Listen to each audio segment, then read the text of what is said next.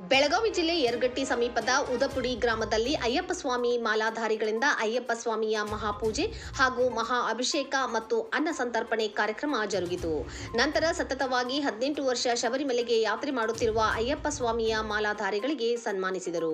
ಈ ವೇಳೆ ಸಾಲಹಳ್ಳಿ ರುದ್ರಗೌಡ ಗುರುಸ್ವಾಮಿ ಅಯ್ಯಪ್ಪ ಸ್ವಾಮಿಯ ಮಹಾಪೂಜೆಯ ವಿಧಿವಿಧಾನಗಳನ್ನು ನೆರವೇರಿಸಿದರು. ಈ ಸಂದರ್ಭದಲ್ಲಿ ಕಟ್ಕೋಳ ಈರಣ್ಣ ಗುರುಸ್ವಾಮಿ, ಕೆ ಚಂದರ್ಗಿ ಬಸವರಾಜ ಗುರುಸ್ವಾಮಿ, ಸಾಲಹಳ್ಳಿ ಅಶೋಕ ಗುರುಸ್ವಾಮಿ, ಗುದುಗೊಪ್ಪ ಪ್ರಕಾಶ್ ಗುರುಸ್ವಾಮಿ, ಸೊಪ್ಪಡ್ಲ ಮಹಂತೇಶ್ ಗುರುಸ್ವಾಮಿ, ಬನ್ನೂರು ಅಪ್ಪೇಶ ಗುರುಸ್ವಾಮಿ, ಯರಗಟ್ಟಿ ಆನಂದ ಗುರುಸ್ವಾಮಿ, ಉದುಪುಡಿ ಕೃಷ್ಣ ಗುರುಸ್ವಾಮಿ ಸೇರಿದಂತೆ ಸುತ್ತಮುತ್ತಲಿನ ಗ್ರಾಮಗಳ ಅಯ್ಯಪ್ಪ ಸ್ವಾಮಿ ಮಾಲಾಧಾರಿಗಳು ಇದ್ದರು.